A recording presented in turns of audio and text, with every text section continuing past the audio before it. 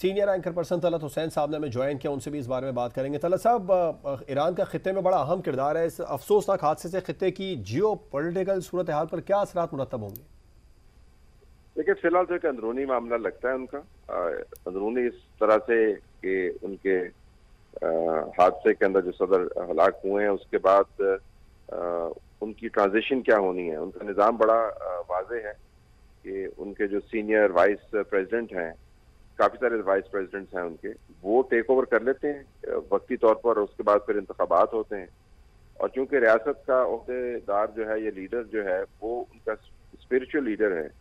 تو اس وجہ سے ریاستی امور جاری رہتے ہیں۔ ان کی طرف سے ایک بیان بھی جاری ہوا ہے جس میں انہوں نے کہا تھا کہ ریاستی امور کے اندر کوئی خلل نہیں ہوگا۔ تو اندرونی طور پر تو میرے خیال میں ایک بہت بڑا دھچکا ہے اور ایک سانحہ بھی ہے۔ قوم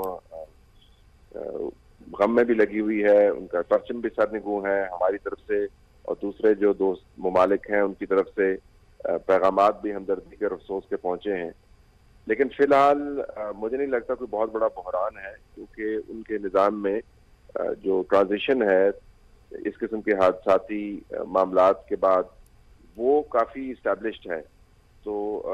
نہ تو کوئی پالیسی میں تبدیلی ہے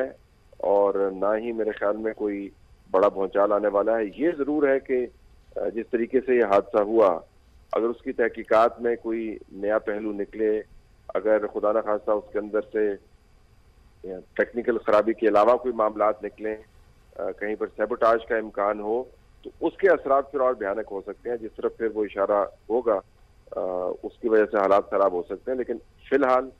جو معاملات ہیں اس میں تو مجھے کوئی بہت بڑی خطرناک صورتحال یا مشکل صورتحال خطے کے لیے ڈیولپ ہوتے نظر نہیں آتے۔ جی، لیکن یقینی طور پر ایک سانحہ ہے، افسوسناک حادثہ ہے۔ بہت شکریہ، طلعت صاحب ہمارے ساتھ موجود تھے، اور جیسے کہ ان کی جانب سے بھی کہا گیا کہ ایک ایران جو کہ ایک مستحکم حکومت ہے، ان کا ایک اپنا ایک طریقہ کار ہے، ایک پروسیس ہے حکومت کے حوالے سے، اور جیسے کہ ایرانی میڈیا بھی اس سے پہلے یہ کہہ چکا ہے کہ اب نائب صدر آئین کے مطابق اپنی ذمہ داریاں سر انجام دیں گے۔ اور جیسے کہ جو ایران کے سپریم لیڈر ہے آیت اللہ خامنئی، ان کی جانب سے بھی صبح ہی یہ پیغام آیا تھا کہ جو صدارتی معاملات ہیں، جو پورا پروسیس ہے حکومت چلانے کا، وہ ایز پر دا پروسیس جو پھر ایرانی میڈیا کی جانب سے بھی یہ کہا گیا کہ نائب صدر اب آئین کے مطابق ہی اپنی ذمہ داریاں نبھائیں گے۔ لیکن یقینی طور پر یہ ایک سانحہ ضرور ہے اور ایک افسوسناک حادثہ ضرور ہے، اور ایسے میں جو ایرانی قوم ہے، جتنا ان کے لیے یہ دکھ کی بات ہے، اتنا ہی زیادہ پاکستانی قوم بھی بڑا ٹچ ہے، کیونکہ یقینی طور پر ایران اور پاکستان کے ایک برادرانہ تعلقات رہے ہیں، اور سب سے پہلے پاکستان کو تسلیم کرنے والا ملک ایران، جو کہ یقینی طور پر پاکستان نے ہمیشہ جو ہے وہ اس حوالے سے بات بھی کی ہے، اور جو تعلقات ہے ایران کے پاکستانی قوم کے، وہ آپس میں رہے ہیں، ایک برادرانہ تعلقات رہے ہیں، اور بالخصوص جو دورہ رہا ہے اس نے بھی اس تعلقات کو انتہائی اہمیت کی نگاہ سے اس کے بعد پاکستان اور ایران کے درمیان دیکھا گیا۔ اور جیسے کہ مناظر آپ دیکھ رہے ہیں، ایک جانب مناظر ہیں ہیلی کاپٹر کے، جو کہ جب تبریز شہر سے کچھ فاصلے پر یہ پہاڑی علاقہ ہے، ایک بہت ہی گھنا جنگل ہے، یہاں پر آ کر یہ کریش ہوا تھا ہیلی کاپٹر، جس کے بعد 14 گھنٹے سے زائد جو سرچ آپریشن ہے وہ جاری رہا۔ جو دوست ممالک ہیں ان کی جانب سے بھی یہ آفر کی گئی کہ وہ اپنی سرچ ٹیمیں وہاں پر بھیجیں، بالخصوص ترکیہ کی جانب سے بھی۔ تو ایسے میں اس سرچ آپریشن کے بعد اب یہ تصدیق سامنے آ گئی ہے کہ جو آفیشلز اس میں سوار تھے وہ جاں بحق ہو گئے ہیں، باقاعدہ طور پر اس کی تصدیق سامنے آئی۔ اور دوسری جانب آپ دیکھ سکتے ہیں جو مناظر ہیں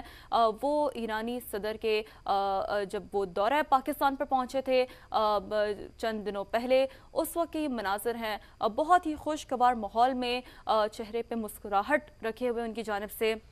ملاقات کا سلسلہ تھا وہ جاری تھا، کابینہ اراکین کی جانب سے وہ ملے تھے، اور نہ صرف یہ بلکہ کتنے اہم معاہدے تھے جن پر دستخط کیے گئے تھے کابینہ اراکین کی جانب سے، اور ایران کی بھی جو اپنی کابینہ ہے وہ بھی یہاں پر موجود تھی، اور انتہائی اہم دورہ تھا جس میں ان کے استقبال کے لیے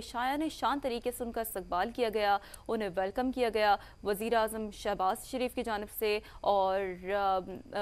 گورنر سندھ کی جانب جانب سے ان کے اعزاز میں ظہرانہ عشائیہ بھی ہوسٹ کیا گیا، وزیر اعلیٰ پنجاب کی جانب سے بھی ان کی جانب سے ملاقات ہوئی تھی، ظہرانہ دیا گیا تھا۔ تو یقینی طور پر پاکستان کے دلوں میں جو ایرانی حکومت کے لیے، ایران کے لوگوں کے لیے، ایرانی قوم کے لیے جو جذبات ہیں وہ بہت اہم ہے، بہت خاص ہے، اور انہی جذبات کے تناظر میں جتنی غم کی خبر، جتنی افسوس کا یہ خبر یقینی طور پر ایرانی قوم کے لیے ہے، اتنی ہی افسوس کی، اتنی ہی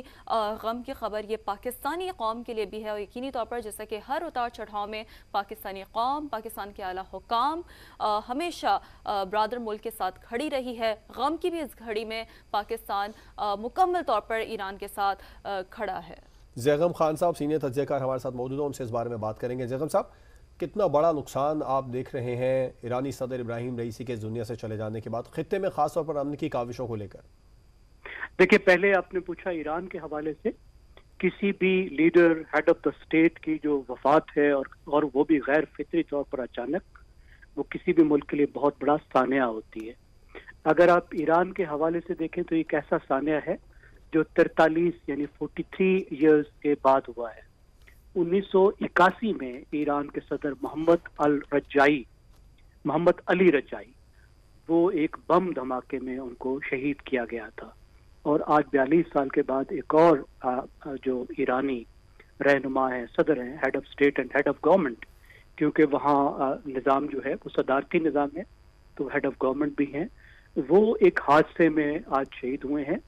تو ایران کے لیے تو یقیناً ایک بہت بڑا صدمے کا مقام ہے۔ ایران کے وہ منتخب صدر تھے، ان کے ایک پاپولر لیڈر تھے، اور اگر آپ ان کی پچھلی ٹریجیکٹری دیکھیں، جن بڑے بڑے عہدوں پر وہ فائز رہے، تو اس سے یہ اندازہ لگانا مشکل نہیں ہے کہ جو ایرانین اسٹیبلشمنٹ ہے، جو علماء کی اسٹیبلشمنٹ ہے، اس میں بھی ان کا ایک اہم کردار تھا۔ اور آپ کا پھر دوسرا جو پوائنٹ ہے خطے کے حوالے سے، تو خطے کے حوالے سے ہم نے دیکھا کہ پچھلے کچھ عرصے میں ابراہیم رئیسی صاحب نے بہت زبردست ڈپلومیسی کی، جس سے ایران کے تعلقات سعودی عرب سے اور پاکستان سے بہت بہتر ہو گئے۔ اس کے علاوہ دوسرے ملکوں کو بھی ریچ آؤٹ کیا، چین کے ساتھ انہوں نے بہت بہتر تعلق بنائے، بھارت کے ساتھ بھی اپنے ملکی مفادات کے تحت وہ تعلقات بہتر بنا رہے تھے۔ لیکن پاکستان کے حوالے سے اس لیے بہت اہم تھا کہ پاکستان اور ایران کے تعلقات میں جو تلخی کچھ سالوں سے آ گئی تھی، وہ ایک بریکنگ پوائنٹ پر پہنچی جنوری میں، جب پہلے ایران نے پاکستانی علاقے میں اٹیک کیا، جو انہوں نے کہا کہ ان کے